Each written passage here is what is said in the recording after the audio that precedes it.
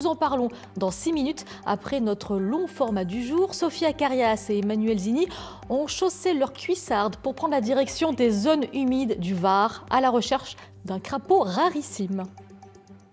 Nous sommes entre les communes du Muy et de Roquebrune-sur-Argence. Ici, depuis 2 ans, les agents de l'ONF ont entrepris un inventaire de la faune. Ce qu'on cherche dans ces mares méditerranéennes, c'est notamment le Pélobat cultripède. Le Pélobat cultripède, c'est ce crapaud. Avec nous, pour cette recherche, les agents de l'ONF, dont Cédric Baudran, spécialiste national des amphibiens. Ce que vous cherchez depuis 2 ans, ce que vous inventoriez, c'est un crapaud, c'est ça? Oui, c'est ça. Alors, il y a 2 espèces cibles sur ce projet d'inventaire des mares temporaires. C'est le Pélobat cultripède, ce fameux crapaud, et la cistude d'Europe, qui est une tortue d'eau douce. Les deux sont globalement menacés. Et pour le Pélobat cultripède, on est vraiment sur la bordure est de son aire de répartition mondiale. Donc l'enjeu est assez fort. C'est par là-bas, c'est ça? C'est là, oui. Allez, on y va. Je vous suis. Direction la mare de Katchéou. Voilà, et là, pour accéder à la mare, on passe typiquement dans le maquis méditerranéen avec, là on a les cistes, les bruyères arborescentes, là les cistes, ici. Et donc c'est typique. Même. C'est compliqué pour y aller. C'est compliqué pour y aller, effectivement. Des mares temporaires qui disparaissent l'été et se remplissent à nouveau à l'automne. Là, on a pris des épuisettes et on va essayer de trouver les fameux têtards du Pélobat qui se seraient reproduits potentiellement à l'automne. Pour essayer d'inventorier ces têtards, des épuisettes et des nasses dans lesquelles ils sont piégés. On les laisse en général la journée ou la nuit. Et là, vous voyez par exemple, là, il y a des petits têtards, mais je pense que ça doit pas être ce n'est pas du Pélobat cultripède. Ça, ce sont des têtards. Alors, il y a de la grenouille agile. Ça, c'est peut-être l'autre espèce de crapaud qui s'appelle le Pélodite ponctué. Les amphibiens sont globalement tous protégés en France, donc ils sont soumis à autorisation pour pouvoir les manipuler, les capturer, et même avec les nasses. Et donc nous, on bénéficie de manière exceptionnelle d'une autorisation ministérielle d'autorisation de capture.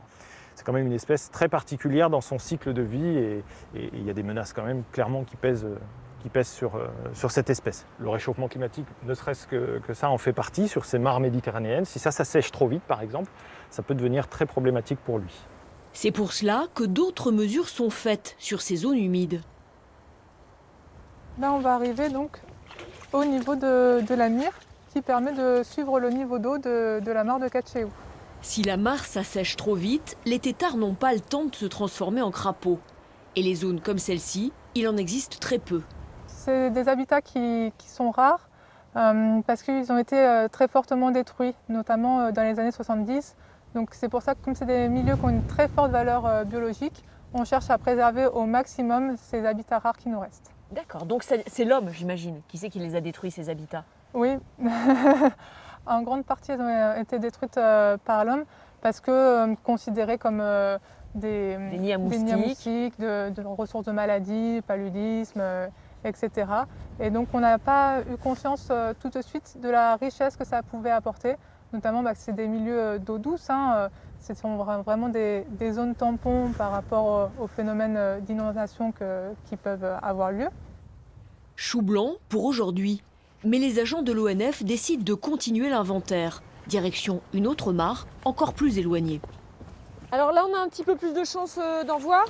Oui, effectivement, là, c'est une deuxième mare sur laquelle, l'an dernier, on avait trouvé des têtards de Pélobat. Donc, on espère pouvoir en trouver, soit issus des pontes de l'automne dernier, soit de cette année. Et justement, cachée dans 20 cm d'eau, miracle. Une ponte toute fraîche de ce rarissime Pélobat cultripède.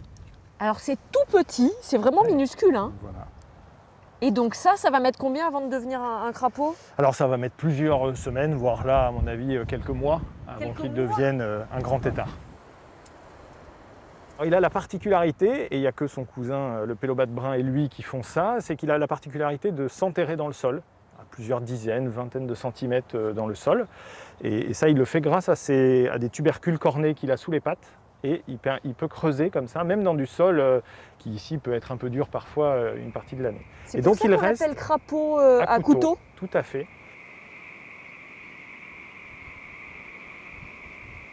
On n'a trouvé qu'une seule ponte, mais au printemps, avec le printemps qui arrive, il va y avoir d'autres pontes.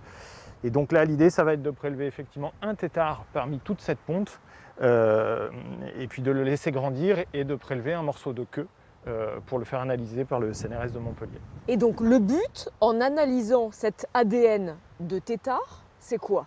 Le but est bien de savoir si ces populations sont isolées les unes des autres, alors par rapport à celle que l'on a vue tout à l'heure. Celle qui est dans cette mare et... Tout à fait, mais aussi par rapport à d'autres stations qui sont connues du Var. Plus on a de diversité génétique, mieux on est apte à faire face à des perturbations ultérieures.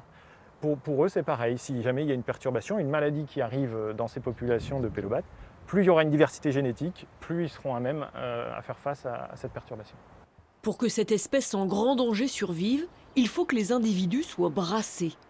Si les populations sont vraiment isolées, d'un coup l'enjeu devient très fort. Il est déjà fort en fait, mais il devient très fort. Et ça veut dire qu'il faut qu'on continue à effectivement restaurer ces mares et faire du travail. Cet inventaire et les futurs travaux de corridor entre les mares sont financés par l'Agence de l'eau. D'ici quelques semaines, ces mares temporaires seront complètement asséchées. Le pélobate cultripède, le crapaud à couteau, lui, enfoui sous la terre, attendra les premières pluies d'automne pour ressortir.